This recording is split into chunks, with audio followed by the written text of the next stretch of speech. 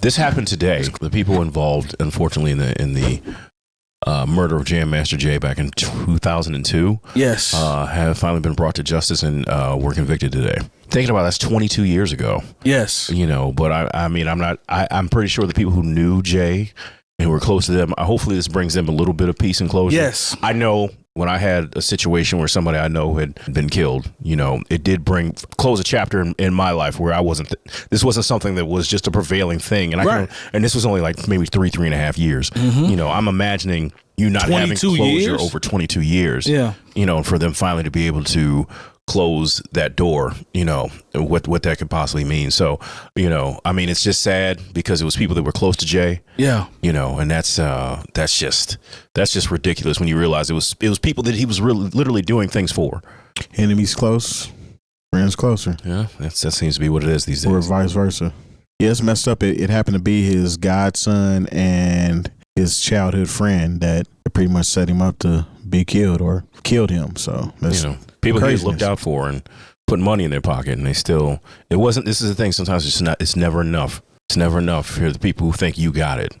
That's very sad. It makes me think about Biggie's interview. You know, when he talk about jealousy and envy and all that. This goes right along with, like you said, enemies closer, and it just sucks, bro. It sucks that those people were that close to him, and that's what happened. It's not good. No matter the situation, it's still bad because he passed away, but that just makes it even worse, man. But I'm glad justice was served. And there's really no answer someone could give you that's going to make you feel 100% better. This is kind of related. Did you guys see French Montana's interview where he talked about why he's not interested in buying the block? Yep. And no, pretty much based on what happened. Same idea. Yeah. I mean, it's because of what happened to Nipsey. And also what happened to Chinks as well, who he was affiliated with. Pretty much got killed in his neighborhood. Yeah, by someone he knew. Once again, someone he knew. So his statement pretty much was, "I'm cool on that concept, and I'm not." Yeah, I don't remember exactly what he said in the interview, but the premise of it was that it was based around, like Terry said, Chinks and Nipsey's. You know, because Nipsey was buying the block and definitely got shot in his own. Yeah, he pretty much said that. That was on his mind. That was like something that's on his checklist. Yeah.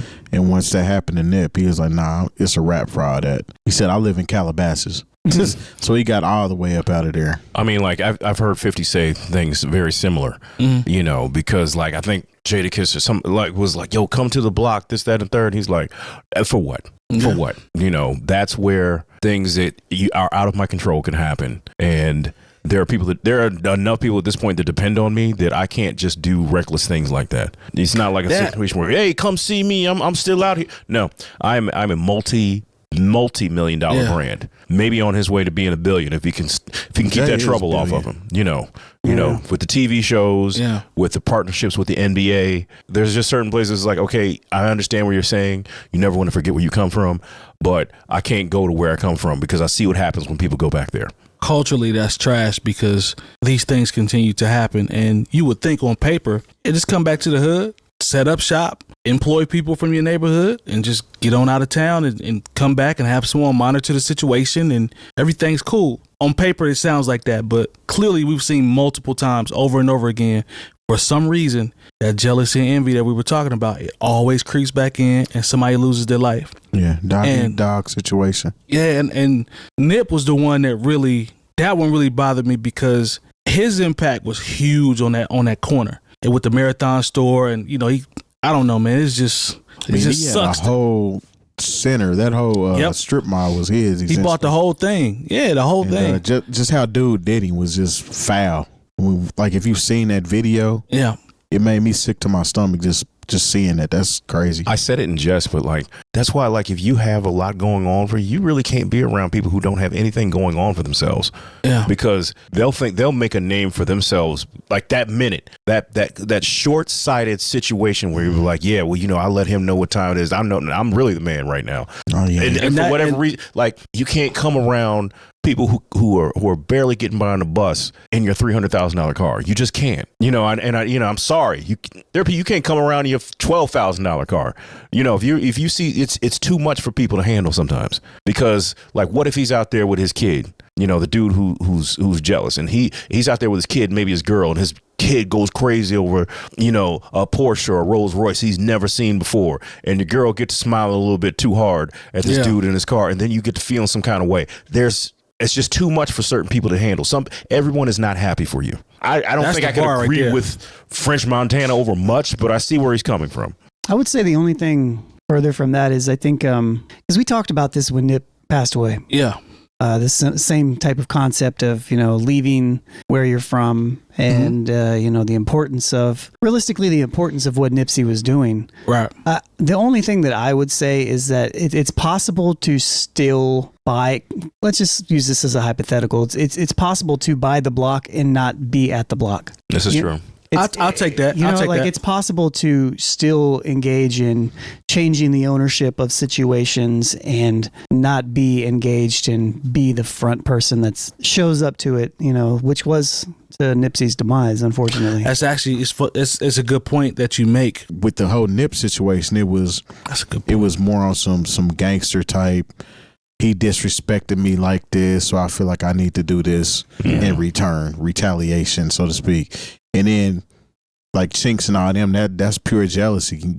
I'm rolling up in a nice car, and you feel weak about it. You got to take me out. I'm just trying to get some food. Same thing with Young Dolph. Yeah, I mean, he was going to his favorite dessert spot and got killed trying to get some cookies. Yeah. Yeah, the place in California, the Philly dude. Yeah, P&B Rock. Rock. Yeah, same thing. It was like he and his girlfriend, and this is the wild thing. It's a neighborhood place, and like all you hear is like, "Oh man, don't go there and get food." Like, how crazy is that? Where you could tell somebody, "Don't go there and get food." And all Shorty did was post a story.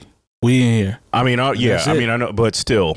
I mean, if you tell people, if you go to sit down in a restaurant and like everybody's saying a neighborhood restaurant, like this is why, unfortunately, there's people who don't want to invest in certain neighborhoods because for the next, 2 weeks, all I heard was like, oh man, you don't sit down and eat there at a restaurant with tables. Yep. And you're telling people from all around the world, don't sit down and eat at a restaurant.